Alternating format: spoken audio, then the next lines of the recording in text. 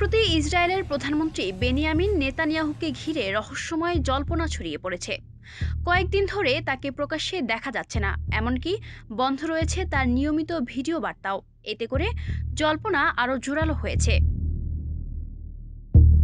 ইরানি বার্তা সংস্থা তাসনিম নিউজ জানিয়েছে, এ পরিস্থিতির পেছনে কয়েকটি কারণ সামনে এসেছে। প্রথমত, নেতানিয়াহুর কোনো নতুন ভিডিও বা সাম্প্রতিক ছবি প্রকাশিত হয়নি, অথচ এর আগে প্রায় প্রতিদিনই অন্তত একটি ভিডিও প্রকাশ করতেন তিনি, কখনো দিনে 2 থেকে 3টিও।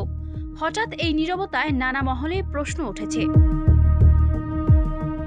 এছাড়া কয়েকটি হিব্রু সংবাদ মাধ্যমের খবরে বলা হয়েছে, 8 মার্চ তার বাসভবনের চারপাশে নিরাপত্তা জোরদার করা হয়েছে। সম্ভাব্য আত্মঘাতী ড্রোন হামলার আশঙ্কায় এই বাড়তি সতর্কতা নেওয়া হয়েছে বলে জানা গেছে।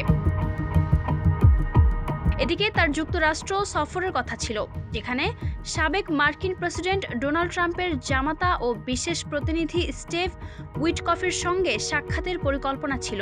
তবে শেষ মুহূর্তে সেই সফর বাতিল করা হয়। বিশ্লেষকদের মতে, নেতানিয়াহুর বর্তমান নিরাপত্তা পরিস্থিতির সঙ্গে এই সিদ্ধান্তের সম্পর্ক থাকতে পারে। এছাড়া ফ্রান্সের প্রেসিডেন্ট ইমানুয়েল ম্যাখোর সঙ্গে তার একটি টেলিফোন আলাপ হয়েছে, তবে সেটি প্রকাশ করা হয়েছে কেবল লিখিত সারসংক্ষেপ আকারে। সব মিলিয়ে নিরাপত্তা জোরদার, প্রকাশ্যে অনুপস্থিতি, সফর বাতিল এবং সীমিত যোগাযোগ, এই সব কিছু মিলিয়ে পরিস্থিতি ঘিরে তৈরি হয়েছে রহস্য। ফলে ইসরায়েল সহ আন্তর্জাতিক মহলে প্রশ্ন উঠছে, বেনিয়ামিন নেতানিয়াহু আসলে কি ঠিক অবস্থায় আছেন? Ayesha Akter Swarna, campus Times.